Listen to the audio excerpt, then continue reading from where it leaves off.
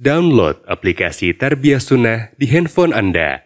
Tersedia di Google Play dan App Store. Bismillahirrahmanirrahim.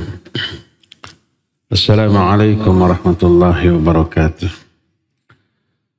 Alhamdulillahilladzi ba'atha fil ummiyina rasulan minhum yatlu alaihim ayatihi wa zakihim wa yu'allimuhumul kitaba wal hikmah wa in kanu min qablu lafi dhalalin mubin.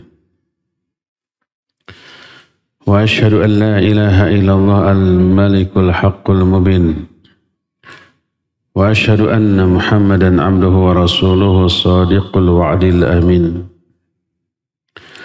Wassalatu wassalamu ala asyrafil anbiya'i wal mursalin wa ala alihi wa ashabihi ajma'in wa man tabi'ahum bi ihsanin ila yaumiddin wa ba'd. Ayohal ikhwah, baik hadirin jamaah Masjid Agung Al-Ukhwah Bandung yang Allah muliakan, para pendengar radio Tarbiyah Sunnah Bandung, juga pendengar radio Roja di beberapa kota, dan radio-radio lain yang ikut gabung, pemirsa Roja TV dan TV-TV lain, juga para netizen melalui akun manapun, di mana saja Anda berada. Kembali kita berjumpa melanjutkan kajian kitab Mukhtasar Ma'arijil Qabul. Kita sedang berbicara rukun iman yang kelima, iman kepada hari akhir.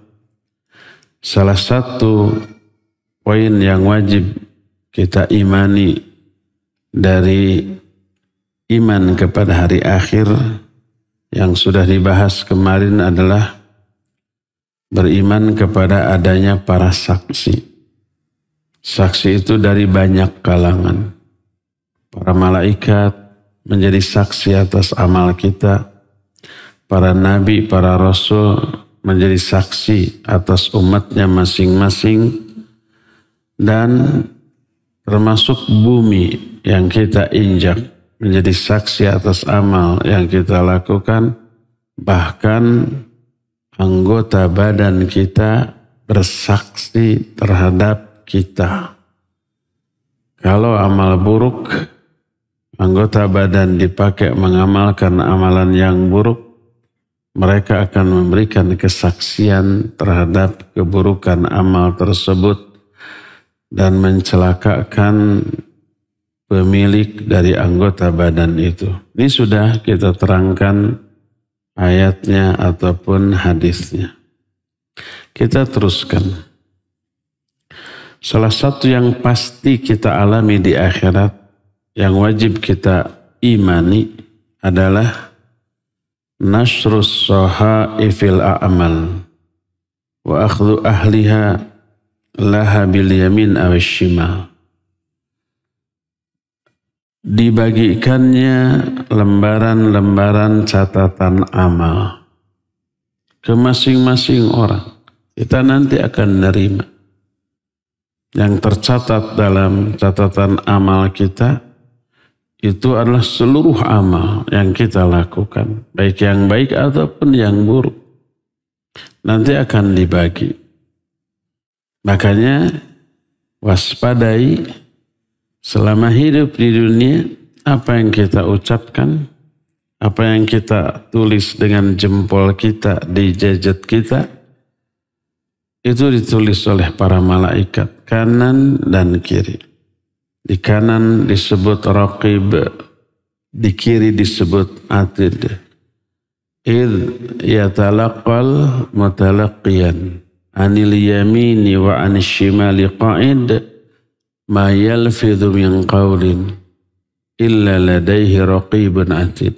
Ingat, ketika ada dua malaikat yang selalu nempel ketat di kanan dan di kiri kita, tidak ada satu kata pun yang keluar dari mulut kecuali dicatat oleh raqib dan oleh atid.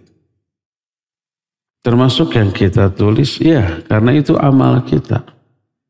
Amal yang dilakukan seluruh anggota badan kita oleh lisan kita dicatat, oleh kaki kita kemana melangkah dicatat, oleh tangan kita apa yang kita lakukan dicatat, yang dilakukan oleh mata, telinga kita, semuanya dicatat.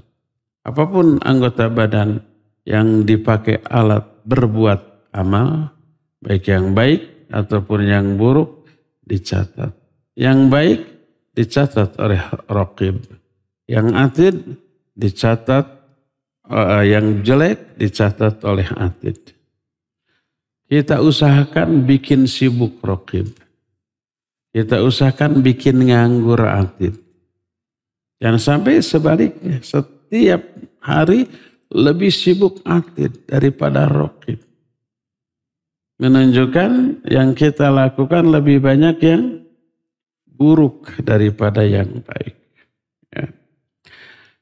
Nah, nanti buku catatan amal ini dibagikan ke masing-masing orang. Kita baca. Dengan melihat catatan amal kita, kita sudah bisa menghisab diri kita. Kita ini akan ke surga atau ke neraka. Hanya dilihat catatan amal.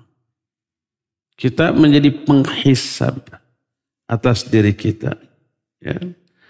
Ini diterangkan dalam banyak, diantaranya dalam banyak ayat. Dalam surah Al-Haqqah, mulai ayat 17 sampai mulai ayat 18 sampai ayat 37. Allah berfirman, Yauma idzin tu'raduna la takhfa minkum khafiyah.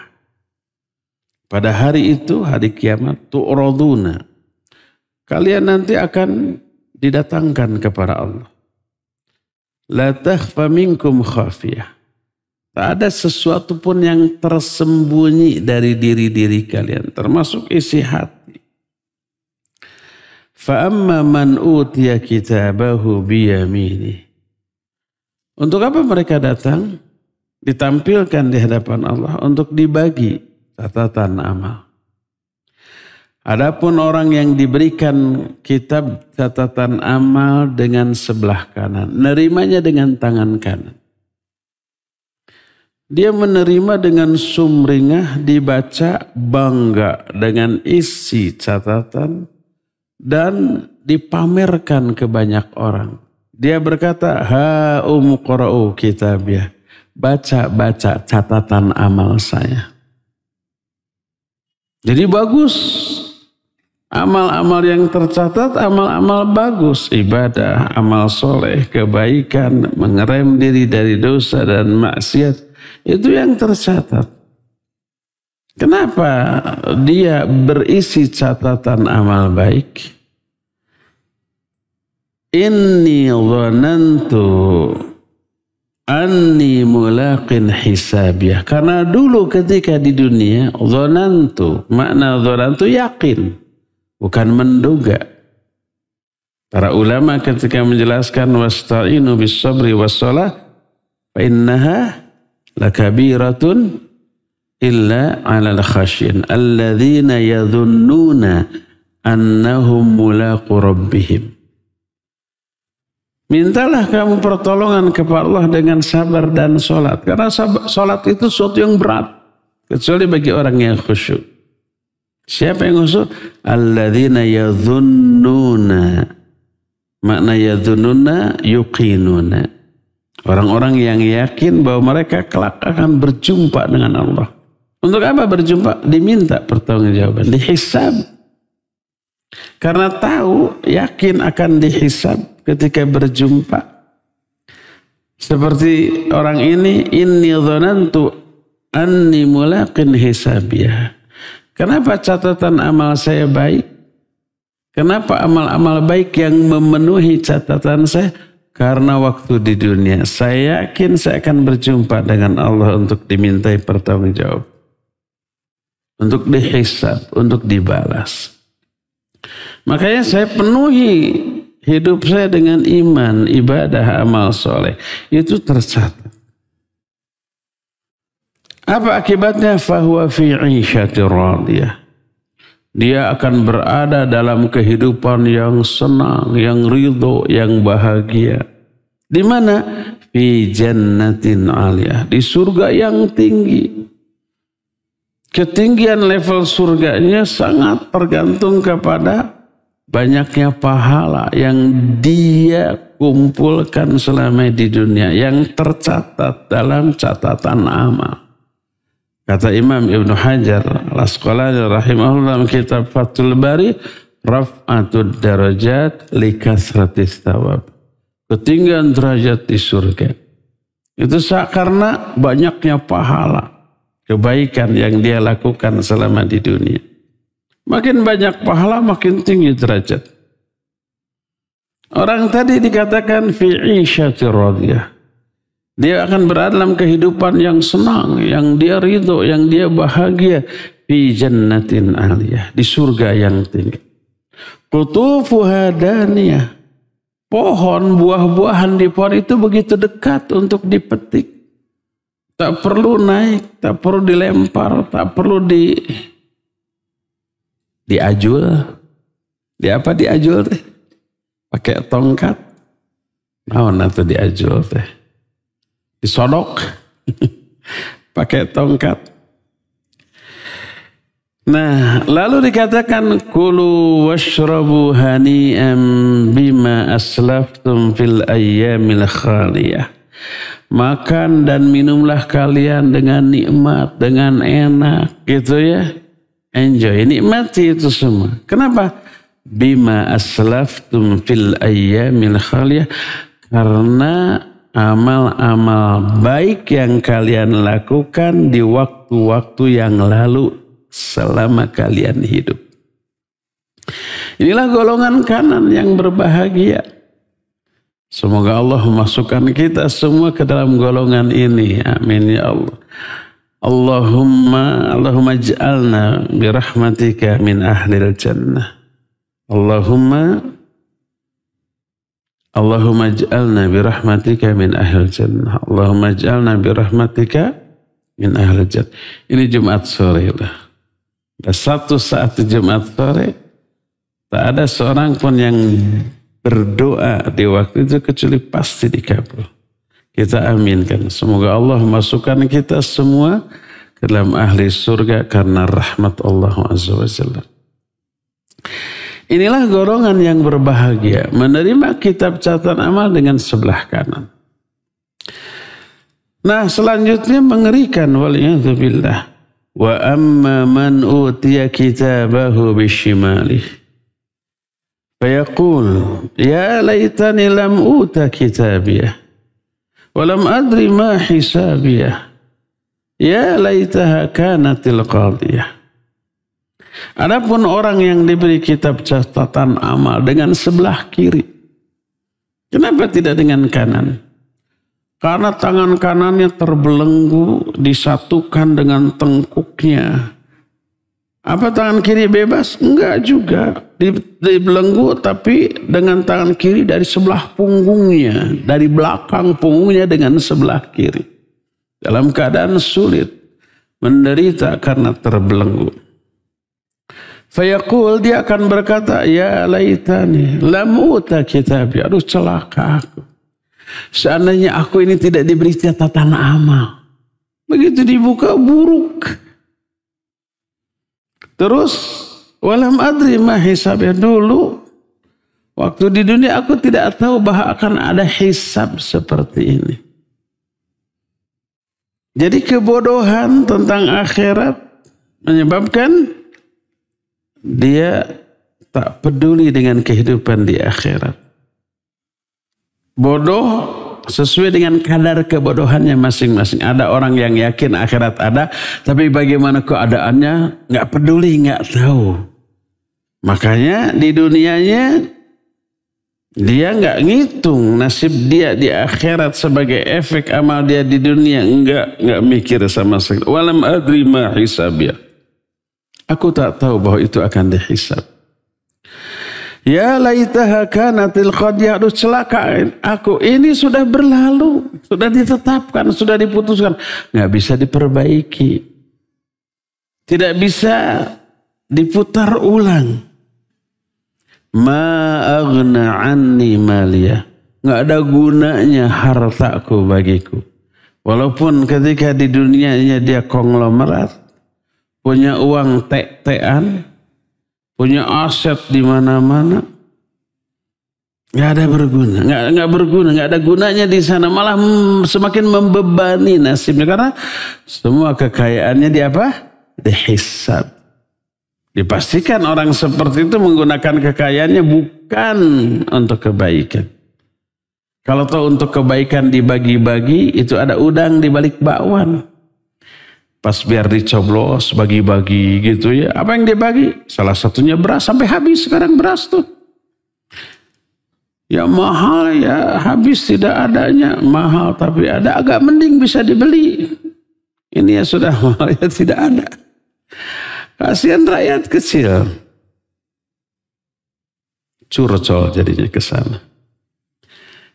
Jadi ma'agna anni maliyah, tidak ada gunanya bagiku hartaku. Halaka anni sultaniyah, musnah seluruh kekuasaanku yang dulu di dunia aku miliki, sekarang musnah. Walaupun pangkatnya jenderal bintang 7 umpamanya kalau ada, punya banyak pasukan, jabatannya tertinggi dalam sebuah negara umpamanya, kekuasaannya sangat luas, itu di dunia loh. Di akhirat musnah. Tak ada manfaatnya, tak bisa menolong, malah semakin membebani. Karena hasil kepemimpinan, kekuasaan, pangkat jabatannya kelak dihisab. Sekarang petatang petenteng berkuasa, nanti di akhirat paling menderita, paling berat hisabnya. Tapi karena orang nggak peduli di akhirat, berlomba di dunia ingin berkuasa dengan cara apapun pokoknya ya. Akhirnya apa yang terjadi? Kecurangan agar dirinya diberi kekuasaan, dapat kekuasaan. Manipulasi data, serangan fajar dengan beras sampai beras habis. Kesana lagi. Nah, bayangkan kalau double ya dia banyak uang, ya berkuasa, ya pengusaha, ya penguasa. Disatukan jadi penguasaha. Nanti musnah hartanya, musnah kekuasaannya. Yang tinggal hanya hisab yang berat. Apa kata Allah? Khudhuhu faghulluh. Tangkap dia, belenggu dia. Belenggunya bukan dengan borgol di dunia. Borgol di dunia yang biasa dipakai polisi itu aja sudah bikin repot. Ada yang dengan tangan, ada yang dua jempol diikat dengan tali gitu kan. Itu aja sudah kelihatan. Ini dibelenggu, sikutnya disatukan dengan tengkuknya, ya, di rantai dengan besi, dari kakinya juga, dari mulai mata kaki sampai lututnya dibelenggu dengan besi, keduanya disatukan dengan rantai besi dari api neraka. Khudhuhu faghulluh tsummal jahima sallu, lalu masuk dia ke dalam neraka jahim.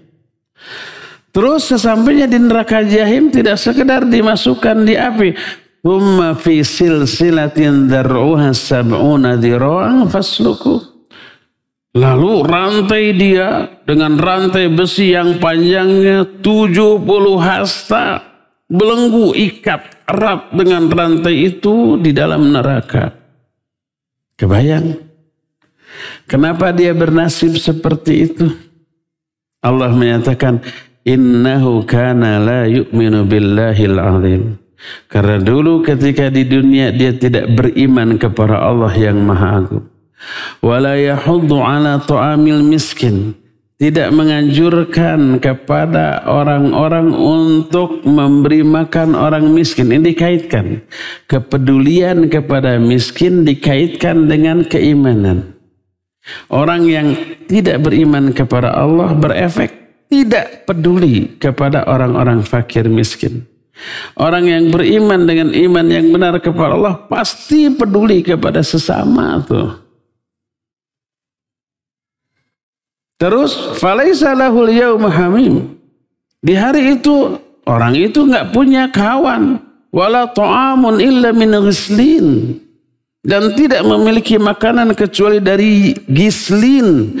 La ya'kuluhu illa al-khatiyun. Gislin ini tidak dimakan kecuali oleh orang-orang yang berdosa. Apa itu gislin? Banyak penjelasan para ulama. Salah satunya makna gislin adalah usaratu ahlin nar. Jus ahli neraka. Jus itu apa? Asam ahli neraka. Jus itu kan kalau buah sayur diperas, keluar apa? Airnya. Maka dalam bahasa Arab jus disebut asir. Iya asir gitu. Ada jus gitu. Brokoli atau apel atau apa gitu ya. Nah, asir itu ghislin. Jadi ghislin itu darah, keringat, nanah, hasil cairan yang dihasilkan dari badan ahli neraka yang disiksa, itu ghislin. Dicekokkan, disumpalkan kepada para ahli neraka. La ya'kuluhu illal khati'un. Itu tidak dimakan kecuali oleh orang-orang yang berdosa. Itu nasib orang yang catatan amalnya buruk. Dia menerima dengan tangan kiri dari sebelah belakangnya. Karena ketika di dunia dia lebih banyak mengamalkan amalan-amalan buruk. Maka catatan amalnya buruk. Nasibnya kelak di akhirat juga buruk. Berkata Ibnu Sa'ib ketika menjelaskan wa amma man utiya kitabahu bishimalih. Adapun orang yang diberi catatan kitabnya dari sebelah kiri. Dalam ayat lain disebutkan wa amma man utiya kitabahu wara'a dhahrih. Adapun orang yang diberi kitab catatan amal dari belakang punggungnya. Dua ayat ini tidak saling bertolak belakang. Walaupun beda pengungkapan. Satu ayat mengatakan dengan tangan kiri, ayat lain yang menyatakan dari balik punggungnya. Ini saling melengkapi. Menerima dengan tangan kiri tapi diterima dari balik punggungnya seperti ini. Berkata Ibnu Sa'ib, tulwa yaduhul yusra khalfa dhahri thumma yu'ta kitabah.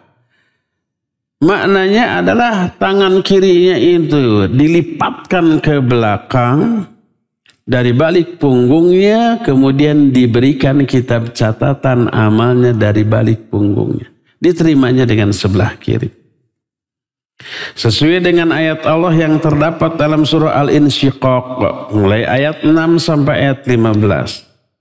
Allah berfirman, ya ayyuhal insan innaka kadihun ila rabbika kadhan famulaqih. Wahai manusia, sesungguhnya kamu sudah berlelah-lelah menuju Allah dan pasti kamu akan menemuinya. Kita dalam hidup ini sebenarnya digiring berjalan menuju Allah sesuai dengan jatah usia kita masing-masing.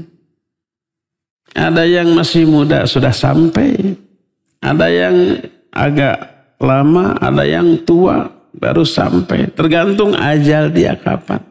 Semua orang dalam kehidupan ini menuju Allah Azza wa Jalla. Makin panjang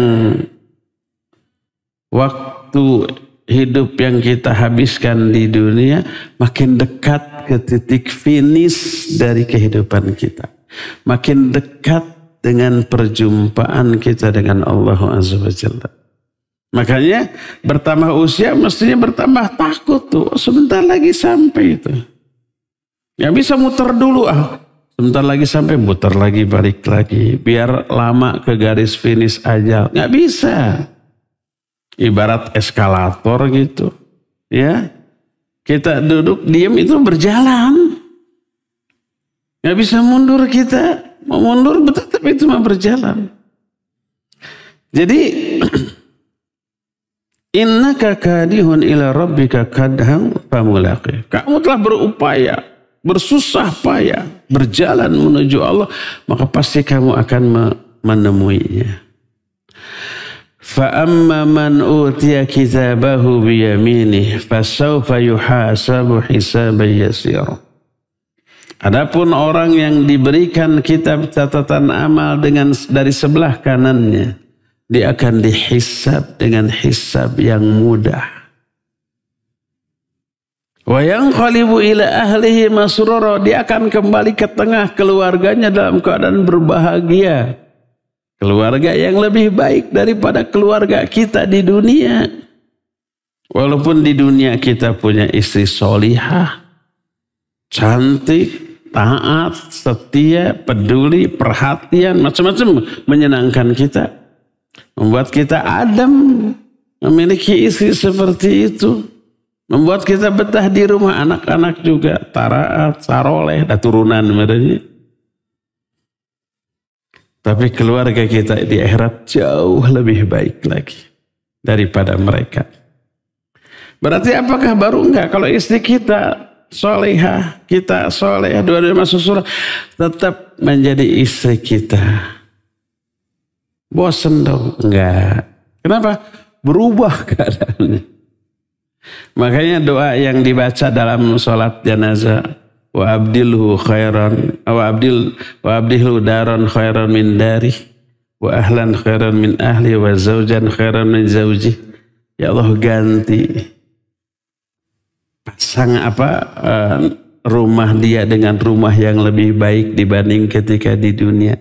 Keluarganya ganti dengan yang lebih baik. Istri atau pasangannya ganti dengan yang lebih baik. Bukan berarti ganti orang. Kondisinya jauh lebih baik. Fisiknya, psikisnya. Istri kita di dunia ini cantik, jelita, Miss Universe juga kalah. Pas ke surga, wah, berlipat-lipat kecantikannya. Ketika di sini lemah lembut, menyenangkan, romantis, mesra. Ketika dia menyenangkan kita, sampai di akhirat jauh lebih lagi daripada itu. Jadi jangan khawatir bosan. Aduh, di dunia juga udah ingin jauh ini. Jadi isi lagi di akhirat. Enggak akan begitu, berubah. Wa yanqalibu ila ahlihi masrura. Dia akan kembali ke tengah keluarganya dalam keadaan bahagia. Punya istri yang solihah membuat kita bahagia di dunia. Rumah kita itu ibarat surga dunia kita.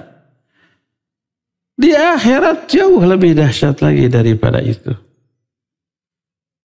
Itulah orang-orang yang menerima catatan amal dari sebelah kanan. Semoga Allah memasukkan kita ke dalam golongan seperti itu. Semoga istri dan keluarga kita di akhirat sangat-sangat menyenangkan. Jauh lebih menyenangkan dibanding keluarga kita yang sekarang di dunia ini.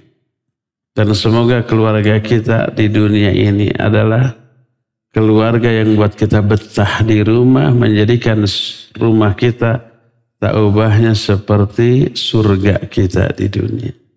Dan di akhirat semoga Allah memberikan yang jauh lebih lagi daripada itu. Selanjutnya, wa amma man utiya kitabahu wara'a dhahri. Adapun orang yang diberikan kitab catatan amal dari balik punggung. Dari balik punggung, tangan kirinya dilipat ke belakang, lalu menerima catatan amal dengan tangan kiri. Fasawfa yad'u thubura. Dia akan meneriakan kecelakaan. Aduh, celaka aku. Seperti dalam surah Al-Haqqah tadi, ya laitani lam uta kitab. Aduh, celaka aku. Karena aku enggak dikasih kitab catatan amal ini. Wa yasla sa'ira, dia akan masuk ke dalam neraka sa'ir. Kenapa demikian?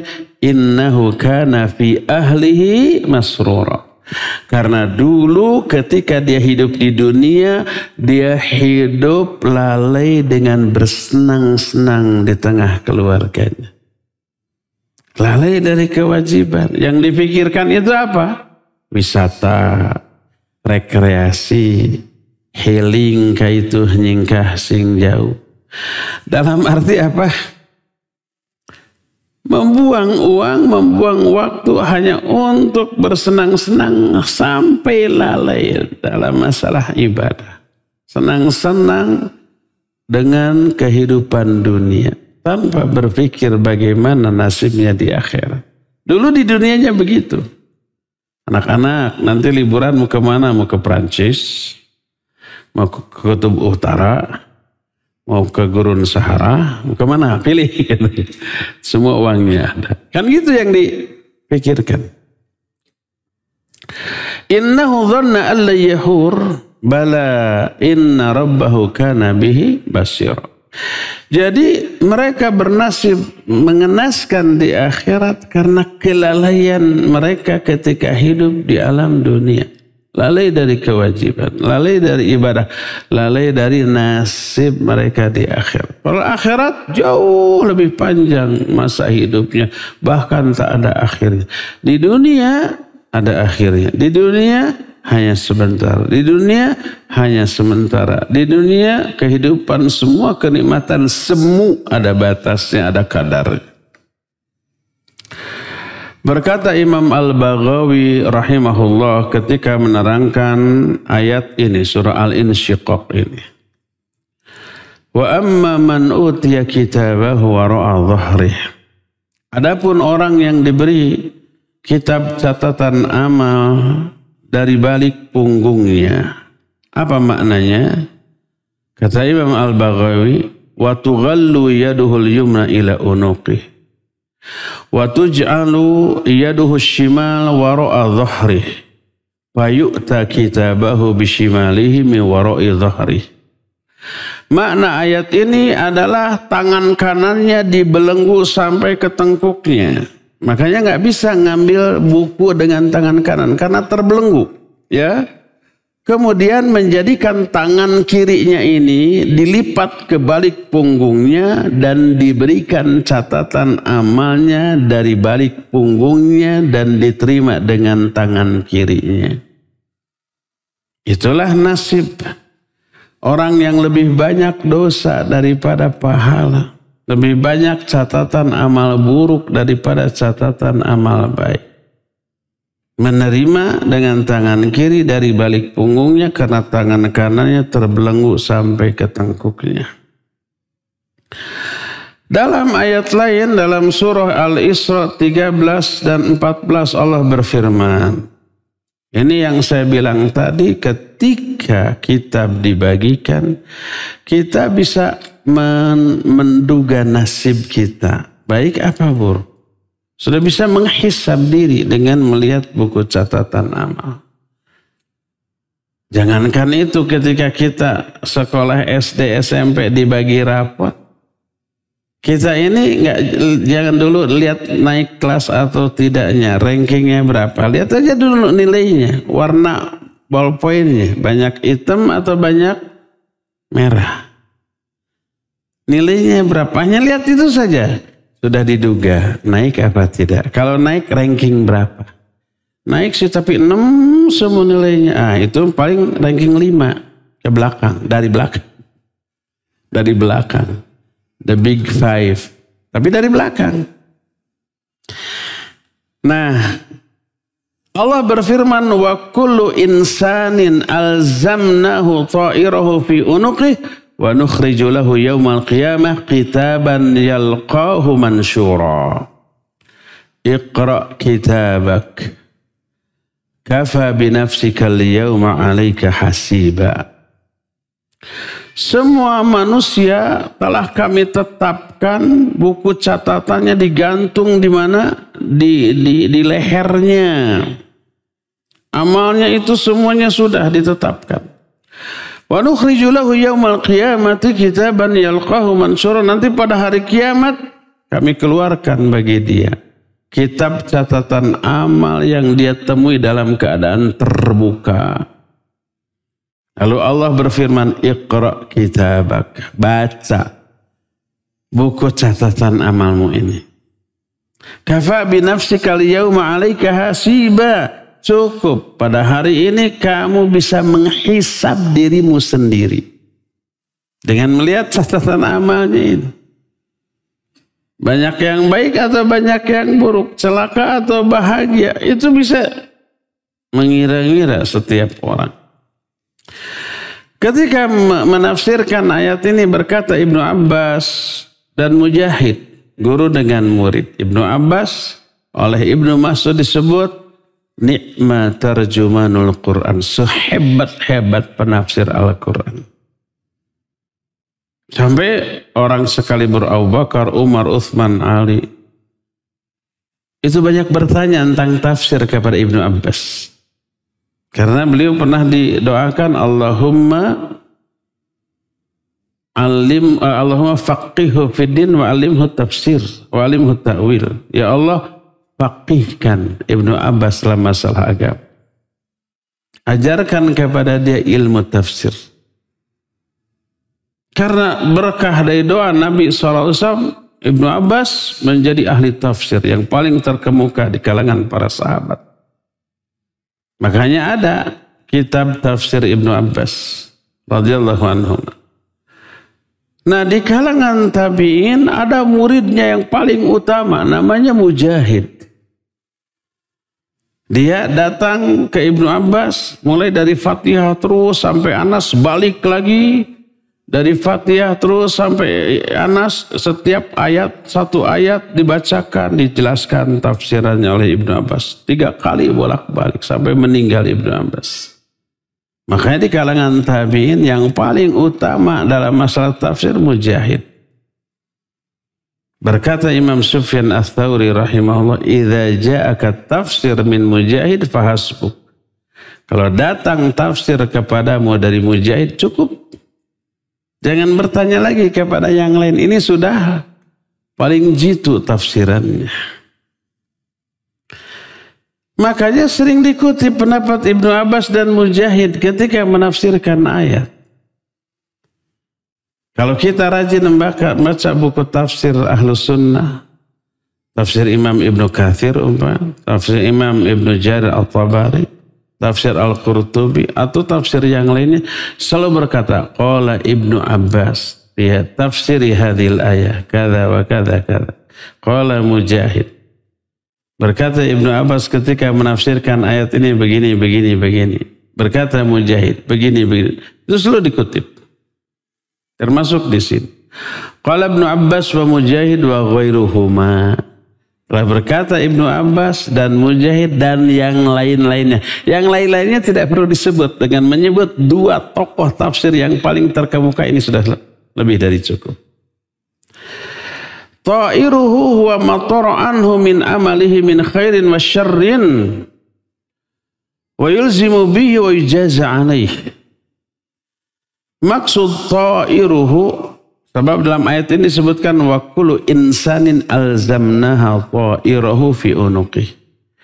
Masing-masing manusia telah kami tetapkan ta'irnya di punduknya, di tengkuknya, dikalungkan gitu. Kata Ibnu Abbas dan Mujahid, maksud ta'ir di sini adalah apa yang diletakkan dari amal orang ini, baik amal baik ataupun yang buruk, dikalungkan seperti dikalungkannya kalung di lehernya. Tsumma yujaza bihi, lalu nanti dia akan dibalas sesuai dengan apa yang tercatat di sana. Kalau baik, balasannya baik. Kalau buruk, balasannya juga buruk. Oleh karena itu semua insan, semua manusia nanti akan memperoleh catatan amal. Sebagaimana dalam surah Al-Kahfi Allah menyatakan wadadul kitab. Kami bagikan kitab ya kepada semua orang, kepada semua manusia. Lalu orang-orang yang lebih banyak catatan dosanya menyatakan mali hadzal kitab la yughadiru saghiratan wala kabiratan illa ahsah. Illa ahsauha. Kitab catatan amal apa ini? Yang tidak melewatkan amal kecil atau amal besar, baik yang baik atau yang buruk, kecuali sudah tercatat semuanya di sana. Makanya jangan anggap enteng dosa sekecil apapun karena catatannya ada. Dan jangan anggap remeh kebaikan sekecil apapun karena catatannya ada. La yughadiru shaghiratan wala kabiratan illa ahsaha. Tidak ada satupun amal yang kecil apalagi besar kecuali tercatat. Kalau sudah tercatat pasti dibalas. Kata Allah Azza wa Jalla di dalam surah Al-Zalzalah ketika menyatakan faman ya'mal mithqala dzarratin khairan yarah, may ya'mal mithqala dzarratin syarran yarah. Siapa orang yang mengamalkan amal baik sekecil debu itu tidak terlihat oleh mata telanjang, kecil. Sekecil itu kebaikan tercatat dan dia akan melihat catatan dan balasan. Siapa yang mengamalkan amalan buruk sekecil debu juga, dia melihat catatannya itu dan ada balasannya. Andai ini dosa terkecil diazab dengan azab terenteng terendah di neraka. Tahu? Azab yang paling rendah di neraka cuma dikasih sepasang sendal dari api neraka yang begitu dipakai, apa yang terjadi? Ubun-ubunnya mendidih dalam neraka. Padahal ubun-ubun bagian terjauh dari tempat sendal. Sendal dipakainya di mana? Di telapak kaki, bagian terjauh. Bagian terjauh dari tubuh kita bergejolak, mendidih. Bagaimana kakinya? Bagaimana pinggul? Itu terenteng dari azab yang ada di neraka. Andai dosa terkecil diazab dengan azab yang paling rendah seperti itu. Bagaimana dengan dosa yang lebih besar? Bagaimana dengan dosa terbesar? Dahsyatnya azab di neraka jauh lebih dahsyat lagi daripada itu dan daripada yang kita bisa bayangkan. Nah, dibagikannya buku catatan amal jelas nasnya tertulis dalam Al-Quran, tersampaikan dalam hadis-hadis Nabi SAW yang sahih sebagai berita gaib yang pasti benarnya dari Allah dan Rasulnya, wajib kita percayai. Wajib kita yakini, wajib kita imani, dan tidak hanya sampai di sana. Konsekuensi dari keyakinan, dari keimanan itu adanya antisipasi yang benar. Karena ada catatan amal yang dibagikan nanti, gimana sikap kita sekarang ini? Kita harus berusaha agar catatan amal itu membanggakan. Diterima dengan sebelah kanan, kita bangga dan dipamerkan. Umuqra'u kitabiyah. Kan gitu. Lihat-lihat catatan amal baik saya tuh, lihat-lihat. Bangga dia. Dan ingin orang semua mengetahui. Kita harus berusaha seperti itu. Konsekuensi dari iman dan keyakinan kita kepada hal ini, coba dimanage tuh. Mulut kita dijaga. Jangan sampai keluar dari mulut itu kecuali dicatatnya oleh Raqib. Jangan biarkan ada kata yang keluar dari mulut lalu dicatat oleh Atid. Jangan sampai ada langkah kaki kita dicatatnya oleh Atid. Jangan. Harus Raqib yang menulis, dibawa ke masjid, ke pengajian, ke tempat-tempat yang baik. Raqib nanti yang nulis. Tapi kalau dibawa ke tempat maksiat, Atid nanti yang nulis. Dan itu membahayakan posisi kita, nasib kita. Dunia apalagi di akhirat nanti. Ini konsekuensi dari apa? Keimanan kita kepada adanya pembagian catatan amal. Bikin sibuk Raqib, malaikat Raqib. Biarkan dia sebanyak mungkin mencatat amal-amal kita. Karena kalau Raqib yang nulis berarti amal kita baik. Bikin nganggur atid. Jangan biarkan dia menulis apapun dari amal kita atau ucapan kita. Termasuk amalan hati. Iya. Jangan biarkan dia nulis. Kalau dia nulis, bahaya bagi kita. Jadikan kitab catatan amal kita ketika dibagi membanggakan kita. Sehingga kita pun memamerkannya kepada setiap orang. فَأَمَّا مَنْ أُوتِيَ كِتَابَهُ بِيَمِينِهِ فَيَقُولُ هَاؤُمُ اقْرَءُوا كِتَابِيَهْ إِنِّي ظَنَنْتُ أَنِّي مُلَاقٍ حِسَابِيَهْ فَهُوَ فِي عِيشَةٍ رَاضِيَةٍ فِي جَنَّةٍ عَالِيَةٍ قُطُوفُهَا دَانِيَةٌ كُلُوا وَاشْرَبُوا هَنِيئًا بِمَا أَسْلَفْتُمْ فِي الْأَيَّامِ الْخَالِيَةِ.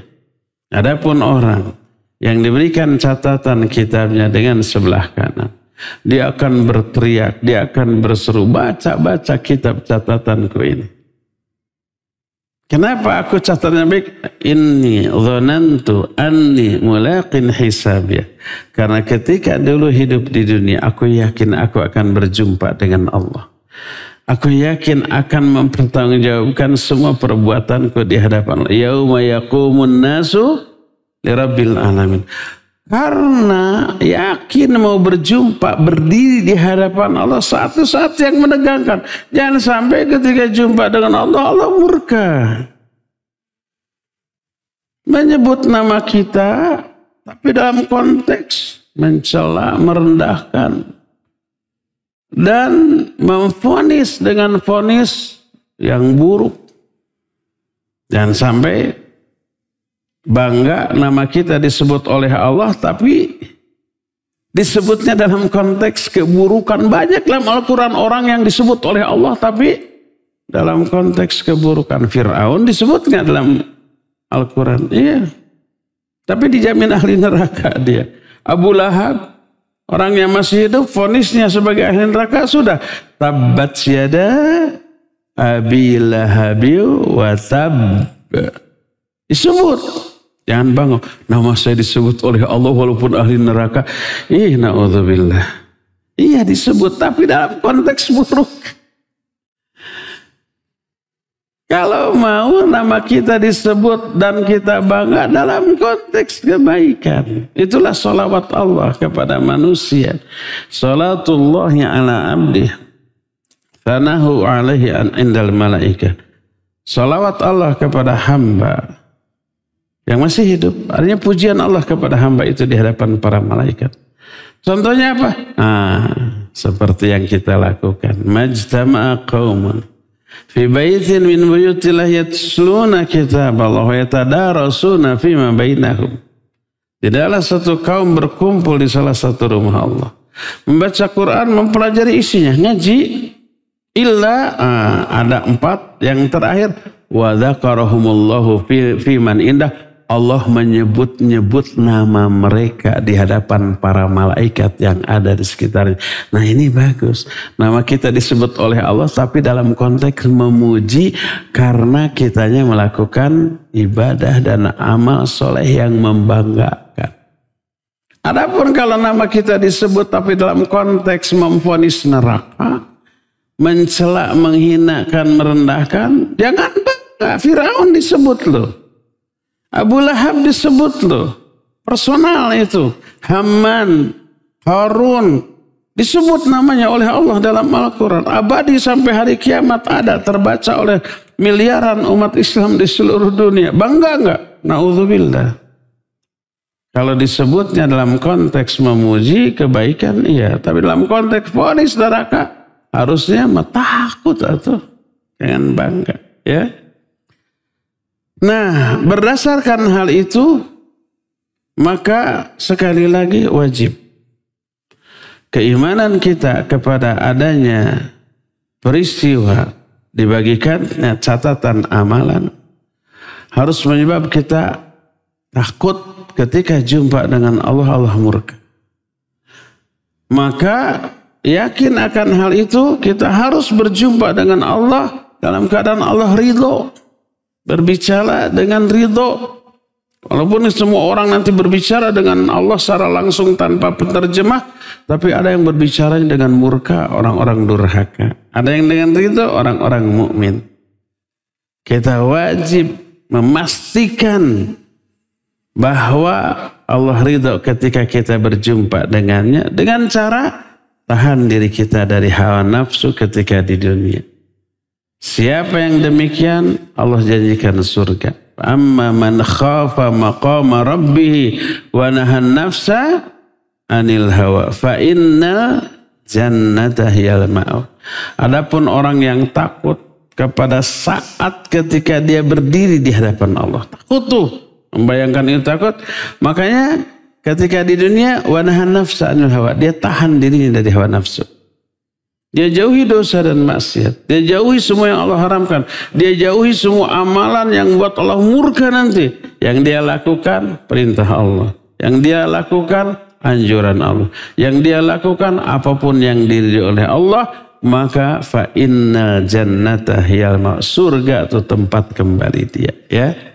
Inilah ikhwah penjelasan tentang adanya pembagian kitab catatan amal sebagai bagian dari apa? Dari iman kita kepada hari akhir.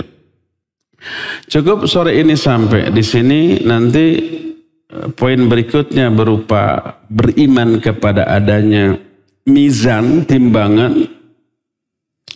Dan ini lebih detail daripada tadi, akan kita bahas di hari Jumat yang akan datang. Untuk sore ini cukup sampai di sini, kita masuki sesi tanya jawab. Dan seperti biasa untuk hari Jumat dikhususkan bagi pendengar dan pemirsa TV dan Radio Roja. Dipersilakan kepada Abu Lukman di studio Radio Roja Cilengsi untuk memandu tanya jawab dengan pendengar dan pemirsa. Wa sallallahu ala nabiyina Muhammadin wa ala alihi wa ashabihi wassalam. Baik, barakallahu fiik Bapak dari Sumsel, Pak Muhammad Amin.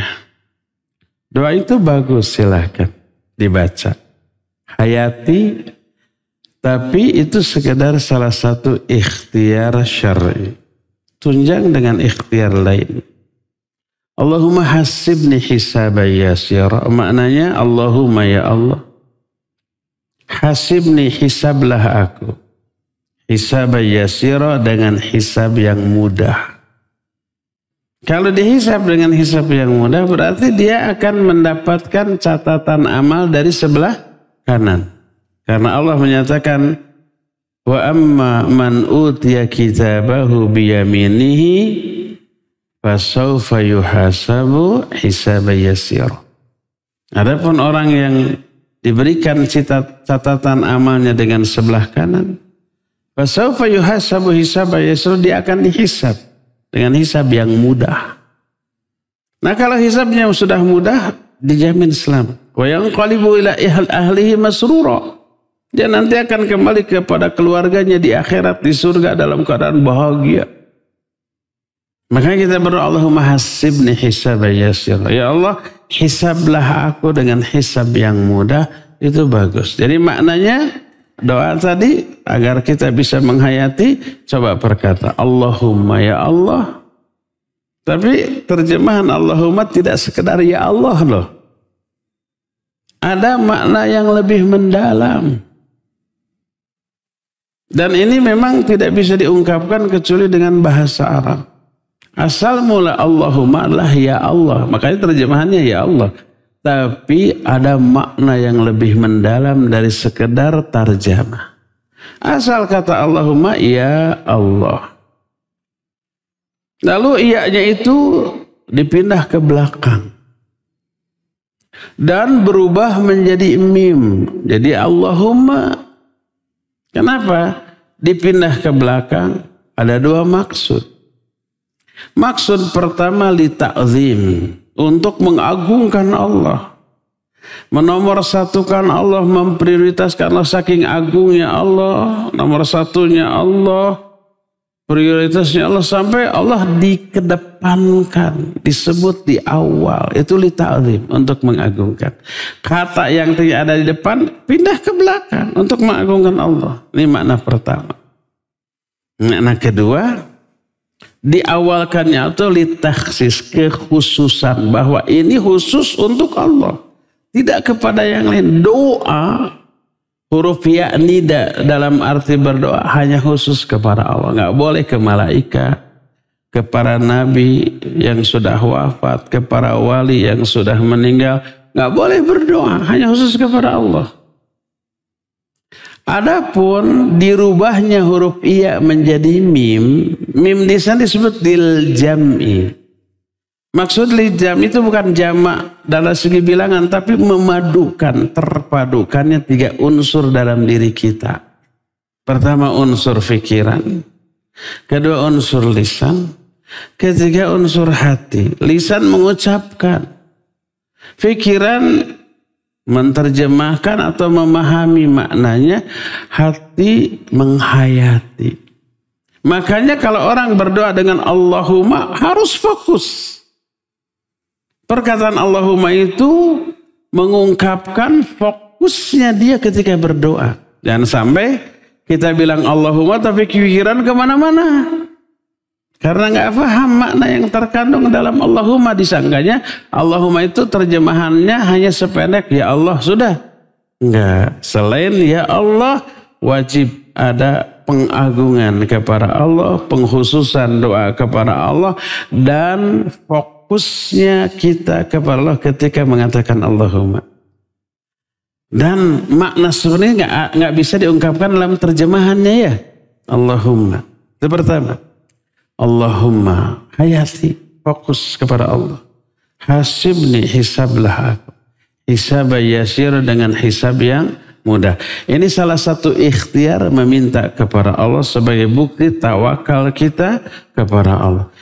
Lalu barengi tunjang ikhtiar doa ini dengan ikhtiar secara zahir dalam bentuk laksanakan semua perintah Allah.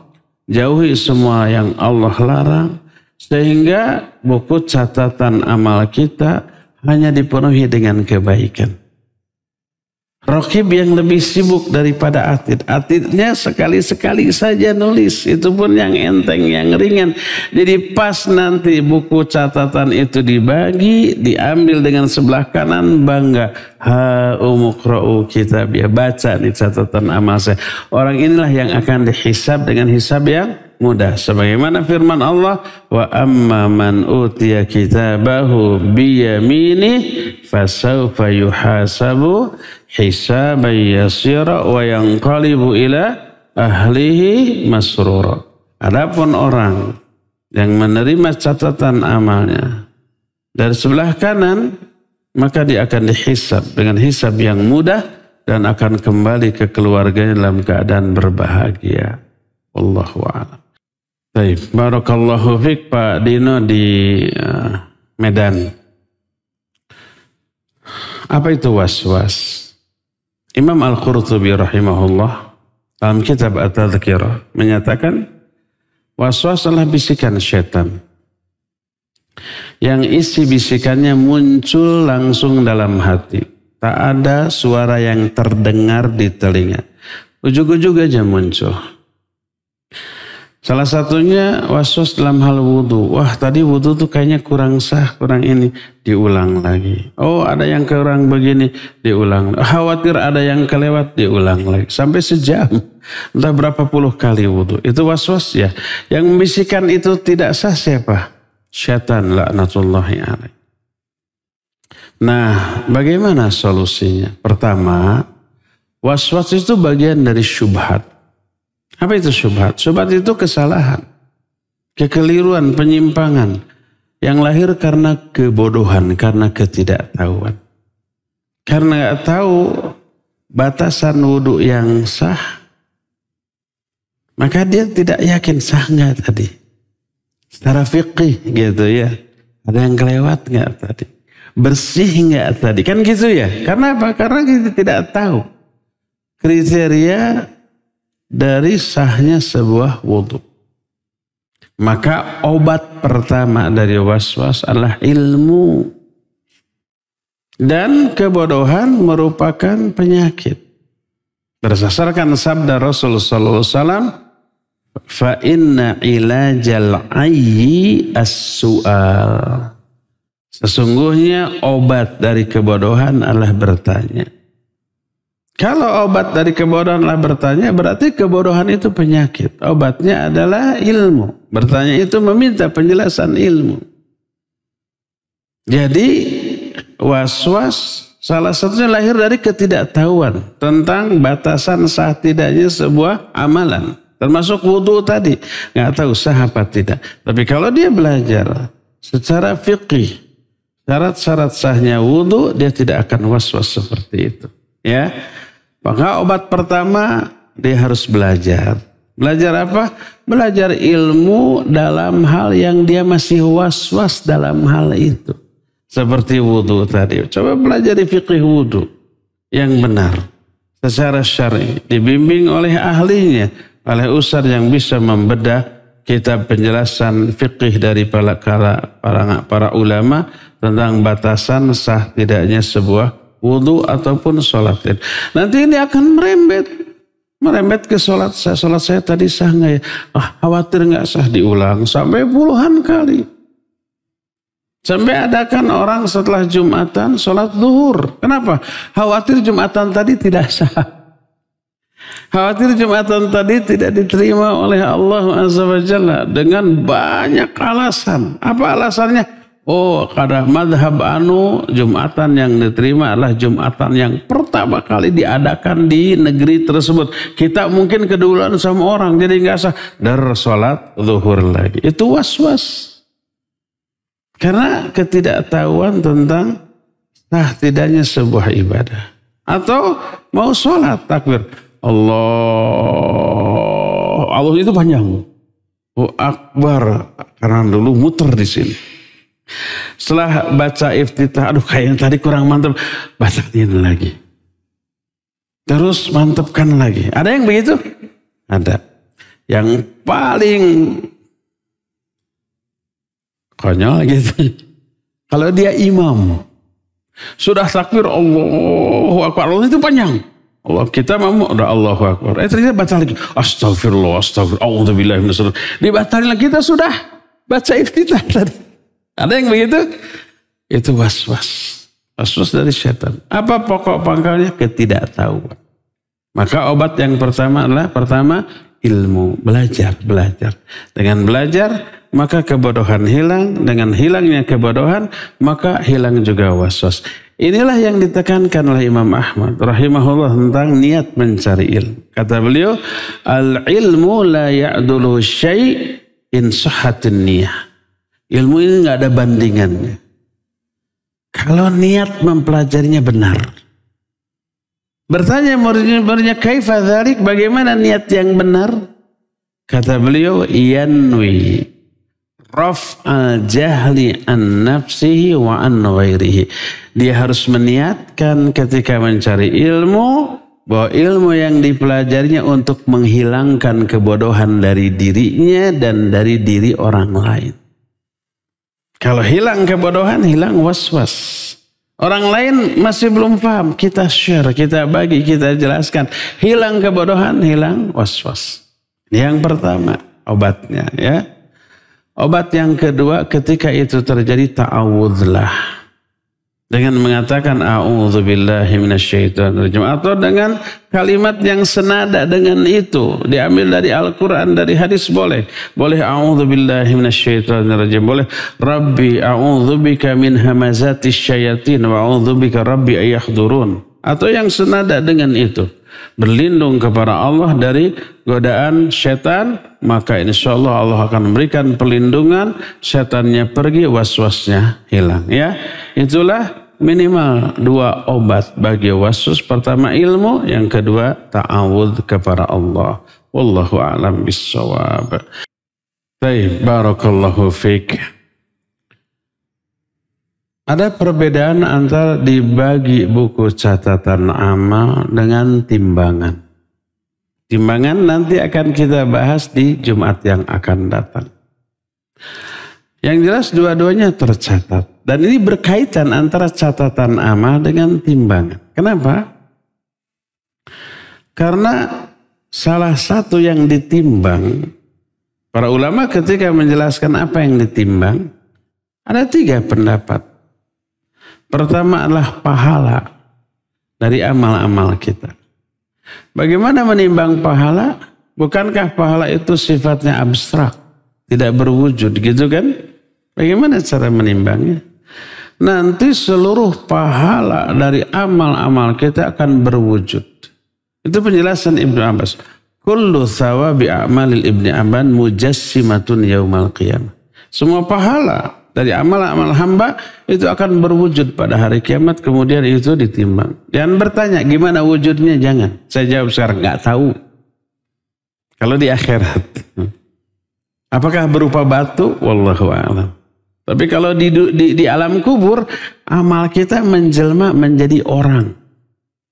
Hadis riwayat dari Al-Barra bin Azib radhiyallahu anhuma ketika menjelaskan proses kematian seorang, perjalanan ruh ke langit, kemudian dimasukkan lagi ke jasadnya di alam kubur, ditanya oleh malaikat Munkar dan Nakir sampai selesai. Kalau dia orang mukmin, tiba-tiba datang orang. Ekspresi wajahnya menyenangkan, bagus, bajunya bagus, aromanya wangi, sikap bicaranya santun. Lalu orang itu bertanya, orang mukmin itu kepada orang yang datang, man ant? Fawajhuka al-wajhul ladzi ya'ti bi khairin. Siapa kamu? Kamu ini datang dengan wajah yang membawa kebaikan. Dia menjawab, ana amaluka soleh. Aku amal solehmu ketika di dunia. Tuh, amal ini di alam kubur menjelma menjadi orang. Adapun di akhirat, wallahu a'lam. Tapi itu yang jelas ditimbang. Ini yang pertama. Yang kedua yang ditimbang salah satunya adalah buku catatan amal. Makin banyak catatan amal baik, bukunya makin tebal, makin gede, makin berat. Kalau buku catatan amal buruk gitu, kalau sedikit ya tipis, kecil, nanti buku itu ditimbang. Kita tahu kan ada hadis bitokoh yang masyhur. Bitokoh itu kartu kecil. Di hadapan seorang hamba dihamparkan 99 jilid buku berisi daftar dosa kesalahan orang itu. Satu bukunya sejauh mata memandang, gede, 99 isinya daftar dosa, bayangkan. Lalu ditanya oleh Allah Azza wa Jalla, kamu ata'rifu dzamba kadza wa kadza fi yaumi kadza? Kamu mengakui dosa-dosamu ini di hari ini yang seperti yang tercatat di buku ini? Dia menjawab, bala ya saya mengakui. Apakah malaikat pencatat amal zalim kepada kamu ada dosa yang enggak dilakukan tapi dicatat? Enggak. Apakah kamu punya uzur? Enggak. Apakah kamu punya kebaikan yang menghapus dosamu? Enggak. Kata Allah, bala inna laka indana hasanah. Iya, kamu punya satu kebaikan menurut kami. Dikeluarkanlah satu bitokoh, kartu kecil. Fihi asyhadu an la ilaha illallah wa asyhadu anna muhammadar rasulullah. Di dalamnya itu tercatat kalimat tauhid, 2 kalimat syahadat. Orang itu bertanya, ya Allah, apa 99 jilid buku dan apa bitokoh ini? Allah menjawab, La zulma alaikal yaum. Kamu tidak akan dizalimi di hari ini. Lalu ditimbang antara kartu yang kecil tipis dengan 99 catatan amal yang besar. Apa yang terjadi? Ringanlah buku yang 99 jilid ini dan beratlah bitokoh yang di dalamnya ada kalimat tauhid. Akhirnya dosanya terhapus dan orang ini selamat. Nah, jadi salah satu yang ditimbang adalah buku catatan amal. Makanya timbangan mizan berkaitan dengan pembagian buku catatan amal tersebut. Ya, bagaimana nasib orang seperti ini? Nanti insya Allah secara detail akan kita bahas, akan kita jelaskan di hari Jumat yang akan datang. Wallahu a'lam bishawab. Baik, barakallahu fiik. Bersyukurlah sadar terhadap dosa dan takut akan efek dari dosa itu. Kalau kita sudah berbuat dosa, agar dosa itu hilang dalam catatan amal kita, atau minimal tidak dibalas di akhirat dengan azab, wajib tobat, apapun bentuk dosa. Penuhi 7 syarat tobat. Pertama, berhenti dari dosa itu. Kalau dosa gibah, ya berhenti dari gibah. Kedua, menyesal. Ketiga, bertekad tidak mengulang kembali. Itu 3 syarat minimal dari taubat. Keempat, kalau dosa yang berkaitan dengan hak orang lain, ada hak orang lain yang terambil, kembalikan hak itu. Termasuk gibah, iya. Karena gibah menghinakan orang itu. Kembalikan kehormatannya. Dengan cara apa? Ralat gibahannya. Jadi dia harus mengoreksi omongan buruknya tentang orang itu. Kumpulkan. Kalau kemarin kita bicara tentang orang itu di hadapan 5 orang, kumpulkan lagi 5 orang itu, ralat. Kemarin saya bilang si A ini menyebalkan, salah. Saya yang keliru. Saya kausap setan. Si Anu itu baik. Diungkap kebaikannya dan didoakan kebaikan, didoakan ampunan. Itu tobatnya. Perlu bilang enggak bahwa kita sudah menggibahinya? Jangan. Kalau dia belum tahu kita menggibahinya. Karena memberitahunya akan menyakiti. Tidak, 2 kali sudah digibahi, kemudian bilang yang tadinya enggak ada rasa apa-apa ke kita, jadi benci ke kita. Enggak perlu ngasih tahu. Cukup diralat gibahan kita, dipuji kebaikannya, didoakan ampunan, rahmat, dan kebaikan untuknya. Enggak perlu dan jangan diberitahukan. Sebab akan madarat. Ya, itu syarat keempat. Syarat kelimanya, lakukan sebelum sakaratul maut. Syarat keenamnya, lakukan sebelum matahari terbit dari barat. Syarat ketujuhnya, tobatnya ikhlas karena Allah, bukan tobat karena ingin dipuji orang, karena kepentingan dunia, bukan. Itu 7 syarat. Itu yang disebut taubatan nasuha. Tubu ilallahi taubatan nasuha. Ya. Jadi kalau kita sudah terlanjur menggibahi orang, lalu kita sadar itu dosa, mengurangi pahala kita, menambah dosa kita, gitu, cepat tobat. Penuhi 7 syarat yang tadi diterangkan. Ya, insya Allah akan terhapus catatan dosa tersebut dan tidak akan diazab di akhirat nanti. Cukup ya sampai di sini. Insya Allah kita jumpa kembali hari Jumat yang akan datang sebagai lanjutan dari materi ini. Semoga Allah masih memberi taufik hidayah kepada kita untuk bertemu kembali di Jumat sore yang akan datang. Subhanakallahum bihamdik asyhadu an la ilaha illa anta astaghfiruka wa atubu ilaik. Walhamdulillahi rabbil alamin. Wassalamualaikum warahmatullahi wabarakatuh.